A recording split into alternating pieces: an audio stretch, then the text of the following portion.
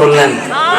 চলবে? মুরব্বী বাবাজিরা আমার, যে আয়াতে কারিমা আমি আপনাদের মাঝে তেলাওয়াত করেছি খুবই গুরুত্বপূর্ণ একটি আয়াত, যে আয়াত সম্পর্কে আল্লামা ইবনে কাসির রাহমাতুল্লাহি আলাইহি তাফসীর ইবনে কাসিরের ভিতরে বলেন, আল্লাহ পাক রব্বুল আলামিন 6665টা আয়াত যদি আল্লাহ নাজিল না করতেন, শুধু এই একটি আয়াত যদি আল্লাহ নাজিল করতেন, তাহলেই মুহাম্মাদি মিশন বাস্তবায়ন করার জন্য যথেষ্ট হতো। চিল্লায় বলেন আল্লাহু আকবার। আর এমন একটি আয়াত তেলাওয়াত করেছি, আপনারা শুনেছেন কোরআনুল কারীমের তেলাওয়াত শুনে বহু কাফের মুসলমান হয়েছে। আর সবচেয়ে বেশি যে আয়াতে কারিমা তেলাওয়াত শুনে মুসলমান হয়েছে, সেই আয়াতে কারিমাই আমি আপনাদের মাঝে তেলাওয়াত করেছি। বলেন সুবহানাল্লাহ। আয়াতে কারিমার ভিতরে আল্লাহ পাক রব্বুল আলামিন তিনটা আদেশ করেছেন।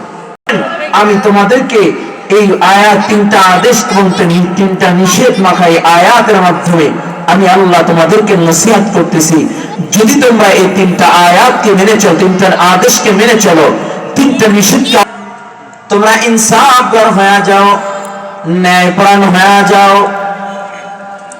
আল্লাহ বলেন এক নাম্বার, আল্লাহ তাআলা বলেন তোমরা ইনসাফগার হয়ে। যুবক ভাইরা আমার ভালো করে বুঝো, আল্লাহ পাক রব্বুল আলামিন আহকামুল হাক, তোমরা ইনসাফগার হয়ে যাও, ন্যায়পরায়ণ হয়ে যাও।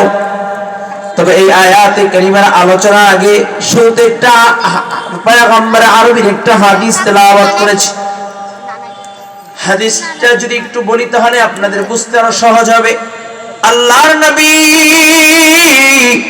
রাহমাতাল লিল আলামিন নবী মুহাম্মদুর রাসূলুল্লাহ সাল্লাল্লাহু আলাইহি ওয়াসাল্লাম বলেন, বাদিরু সিত্তাম বিল মাউত ইমরাতুস সুফাহা ওয়া কাসরাতুশ শুরাত ওয়া বাই'আল হুকমি ওয়াল ইস্তিগফাফাম বিদ্দাম ওয়া কাতিয়াতার রিহম ওয়া নাশা আন ইয়াত্তাখিযুনাল কুরআনা মাযামিরা। আল্লাহর হাবিব সরকার দু আলম বলেন, কয় তোমাদের জন্য জমিনের উপর অংশ ততক্ষণ পর্যন্ত নিরাপদ যতক্ষণ না এই ছয়টা জিনিস জমিনের উপরে দেখবা না। যখনই এই ছয়টা জিনিস জমিনের উপরে দেখবা, তখন এই জমিনের উপর অংশের চেয়ে জমিনের নিচের অংশ তোমাদের জন্য নিরাপদ। তার মানে জমিনটা তোমাদের জন্য নিরাপদ থাকবে। তাহলে হুজুর আমরা কি সবাই গলায় ধরে দিয়ে মারা যাব? এই মারা যাব না, এই জন্যই মূলত আজকের আলোচনা। তাহলে আমাদের কি করণীয়, এইটাই আমাদের আলোচনা।